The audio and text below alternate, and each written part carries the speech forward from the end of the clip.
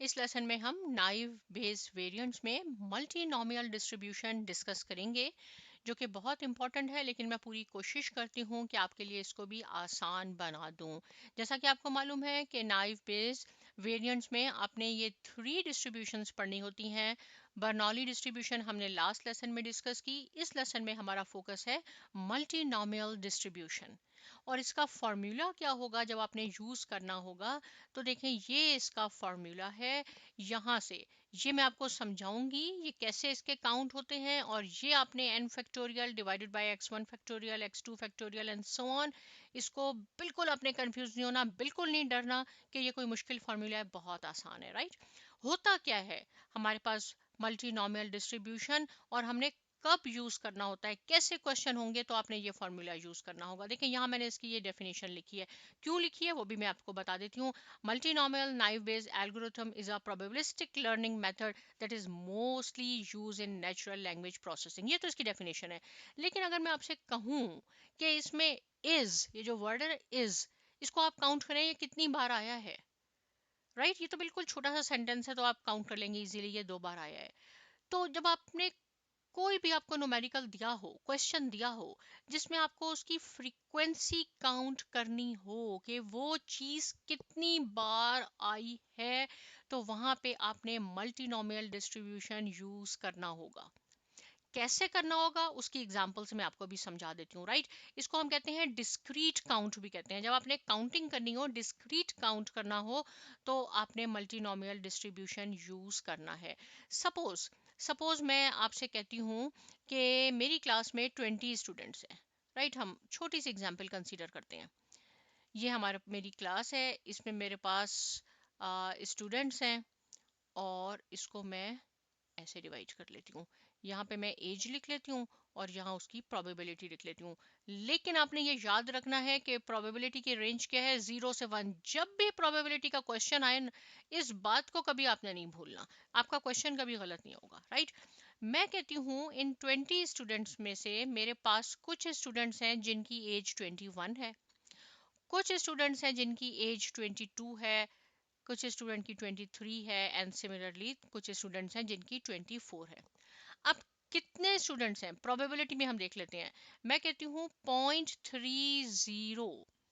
Right, probability है कि 21 as है उसमें उन्होंने स्टूडेंट्स की। 0.20 प्रोबेबिलिटी है कि वो 22 ईयर्स के हैं। 0.25 प्रोबेबिलिटी है कि वो 23 ईयर्स के हैं, और सिमिलरली 0.25 है कि वो 24 ईयर्स के हैं।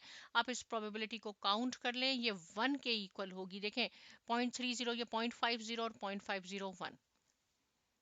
अब अब ये तो मेरे पास ये 20 स्टूडेंट्स मैंने कर दिया, इसको हम कह देते हैं ये हमारे पास पॉसिबल आउटकम्स हो गए, ये हमारे पॉसिबल आउटकम हो गए।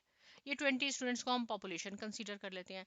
मैं इनमें से कहती हूँ कि मैंने इनमें से 5 स्टूडेंट्स रेंडमली, कोई भी मैंने 5 स्टूडेंट्स मैंने पिक करने हैं, सिलेक्ट करने हैं।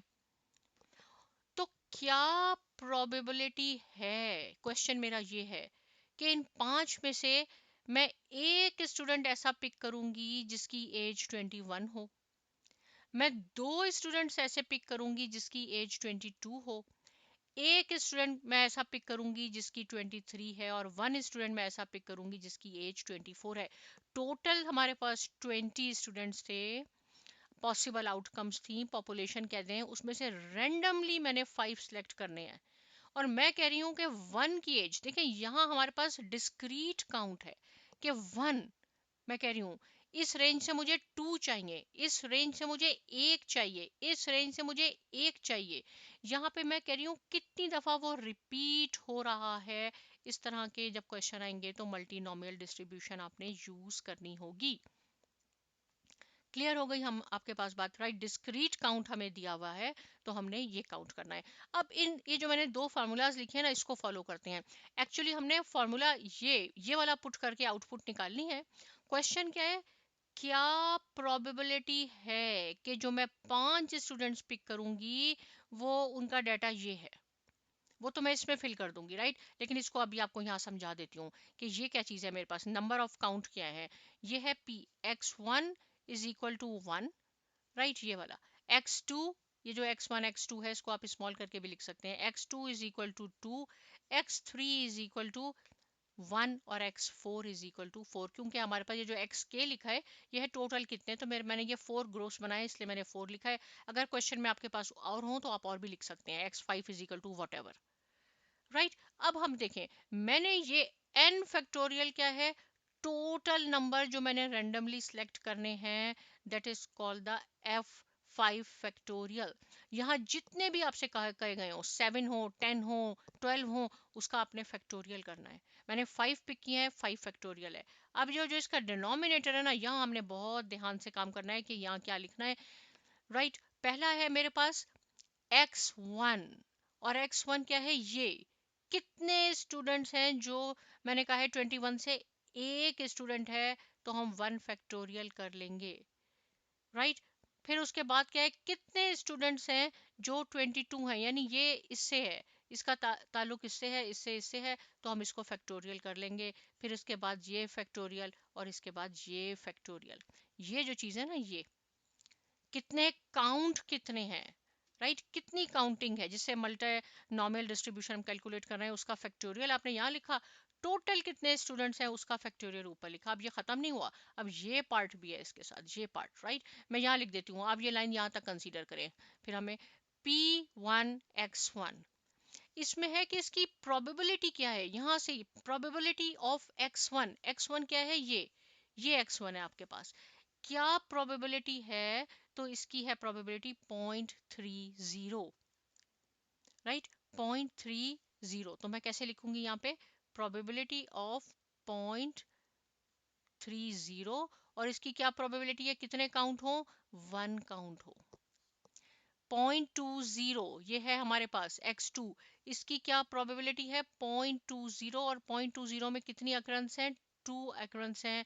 सिमिलरली 0.25 में आपके पास 1 है, और 0.25 में 1 है. अब आप इस फॉर्मूले को देखें, जो हमारी मल्टी नॉमिनल डिस्ट्रीब्यूशन का फॉर्मूला है, एग्जैक्ट ये है, total number of random sample factorial divided by each count factorial. और यहाँ प्रोबेबिलिटी, ये जो प्रोबेबिलिटी है ये लिखनी है आपने, प्रोबेबिलिटी, और इसकी पावर क्या है, इसकी पावर ये है जो काउंट्स हैं, कितने काउंट्स हैं. मुझे उम्मीद है ये समझ में आ गया होगा. राइट. कैलकुलेशन तो आप कर लें, कैलकुलेशन आंसर ठीक होगा आपको पूरे नंबर मिल जाएंगे, आंसर कैलकुलेशन गलत हो जाएगी एक दो नंबर कम हो जाएंगे आपके. लेकिन ये पार्ट इंपॉर्टेंट है, ये कि हमने यहाँ पे लिखना क्या है. 5 फैक्टोरियल का क्या मीनिंग है, 5 multiply by 4 multiply by 3 multiply by 2 multiply by 1. यहाँ से देख लें, 1 1 1 1 फैक्टोरियल तो 1 ही रहेगा, 2 को कर लेते हैं. राइट. अगर आपको नहीं समझ में आ रहा तो इसको मैं लिख भी दूंगा, आप कहेंगे ये 1 क्यों छोड़ दिया. राइट. ये फैक्टोरियल हो गया, इसको हम मल्टीप्लाई करेंगे तो ये multiply by 0.30 as it is आएगा, ये 0.04 हो जाएगा, और ये क्योंकि पावर इसकी 1 है. राइट. अगर इसकी पावर 2 3 होगी तो आपने मल्टीप्लाई करना होगा, ये 2 से 2 कैंसिल हो जाएगा, 5 4 टाइम 20 20 3 टाइम 60, 60 को इससे मल्टीप्लाई करेंगे तो आपके पास आंसर आ जाएगा 0.045. यानी ये प्रोबेबिलिटी है 0.045 कि अगर मैं इसमें से रेंडमली 5 स्टूडेंट्स पिक कर लूं तो उसमें से 1 की एज 21 है, 2 की एज 22 है, 1 की एज 23 है, और 1 24 है. तो मुझे पूरी उम्मीद है कि आपको मल्टी नॉमिनल डिस्ट्रीब्यूशन एग्जाम्पल के थ्रू भी समझ में आ गया होगा, क्या उसका फॉर्मूला है वो भी अच्छी तरह समझ में आ गया होगा. अब आपने क्या करना है, इसकी प्रैक्टिस करनी है. लेकिन साइमा एकेडमी को सब्सक्राइब करना बिल्कुल ना भूलें, शेयर कीजिए, लाइक कीजिए. मिलते हैं नेक्स्ट लेसन में, और बहुत शुक्रिया.